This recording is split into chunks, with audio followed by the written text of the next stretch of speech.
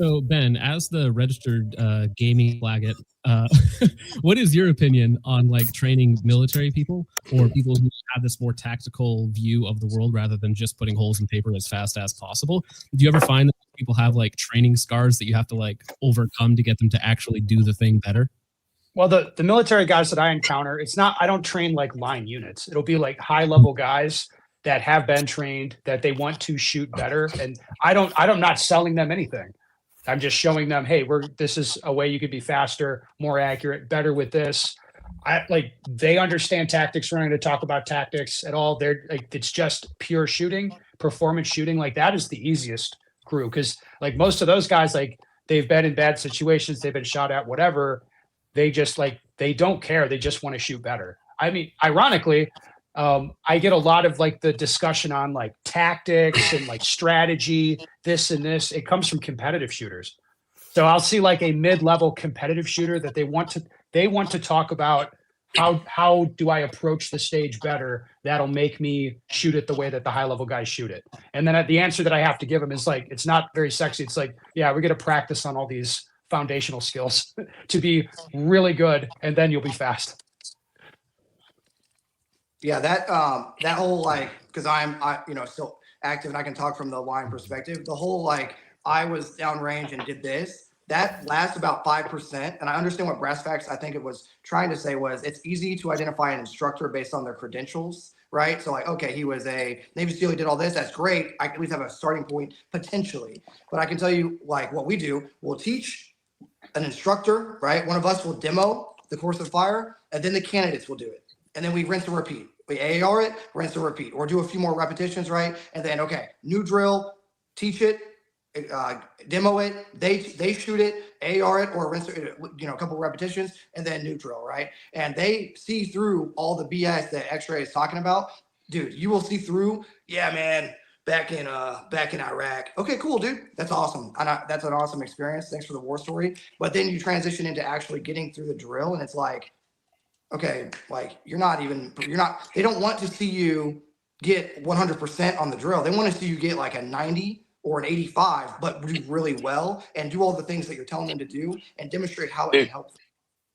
Dude, I can tell a quick story about this. Like, first time I met Ben, right? I went to him as a like litmus test for the unit.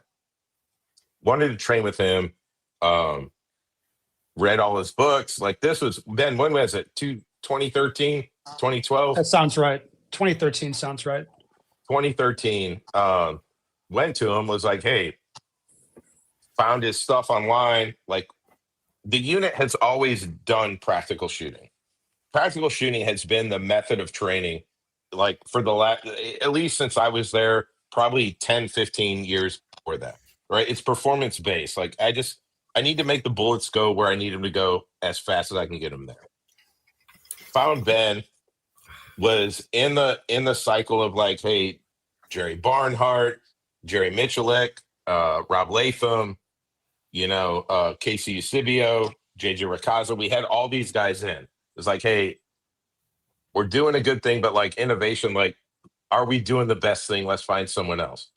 Found Ben, found his books, started reading them, sent him an email. Like, hey, Matt, I want to come train with you. I'm in the military. His first response was like, I don't really carry training. I'm like, well, you'll want to train with me. This will be a good thing. Like, I want to come to you 5 days, one-on-one, like 5 days at your home range. What's that's going to cost? And he gave me like some arbitrary amount, which was like fucking pennies for the military. Ate it. It was like, give me an ammo, give me an address. Let me ship ammo. Shipped him like 7,000 rounds. I showed up and had a week with him, one-on-one. And they had just shot a match. He got his match director to leave the stages up. We go to a range and he's like, hey, where's my ammo? We start unloading it. We start talking.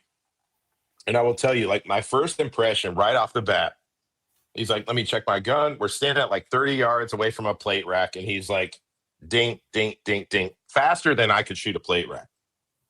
As an operator that can do this thing, I was like, all right, that was pretty legit. He goes, yeah, it's pretty zero. We started shooting. And I think you started with like, we were going to do your skills and drills type class, right? Or something from a private nature like that. When we started shooting, and I was already a practical shooter, I'd already been doing it. And he was like, oh shit, you can shoot. I was like, yeah, well, that's literally why I'm here. Let's do this. Like, and we talked the same language. I liked his aggressive talk. He liked the way that I talked, and all we did was shoot stages. From that interaction, right? That was the nexus that like built. I went back, like we shot for 5 days, came back, wrote it all up. Like, hey, this is the dude we need to go. And he literally visits that unit, every single team, every single troop on cycle.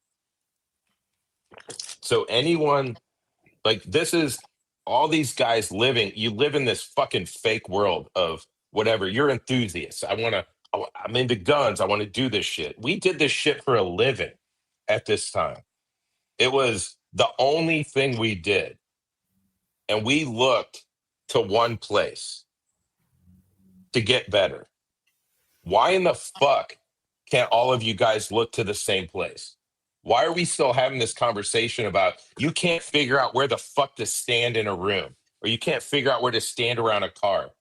That's retarded easy business.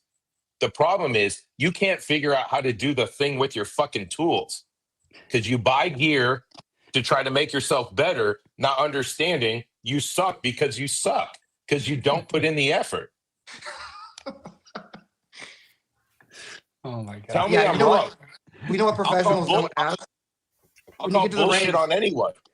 Yeah, dudes don't ask, hey, what dot are you running? You know what I mean? Or hey, what gun are you running? It's just like, okay, is it zeroed? Are you ready? Are your mags loaded? Yeah. No one gives a fuck. I'll grab your gun, shoot with it. It doesn't matter. You guys are focusing on the wrong fucking thing.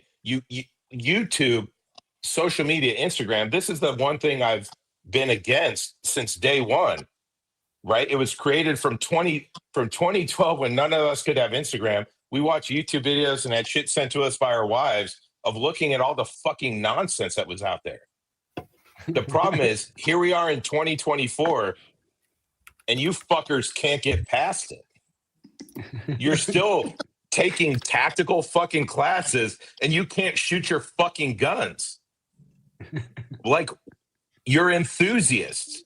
You're excited about entertainment, and you want to do things that have no, like, they don't matter. You can't even critically think about what you're trying to train for, right? You just want to figure out where to stand around the car, where to stand in the room. I want to take a CQB class. Motherfucker, you need to take a shooting class for like 4 years and then figure shooting out, and then we talk about CQB. Like, I hate to say it, like it's one of the things, like, I want the argument. Argue with me. Like, tell me, like, tell me why I'm wrong. Shooting is the key fucking thing. It's not kit, it's not gear, it's not tactics. It's you can't deliver the point of work with your fucking tool. You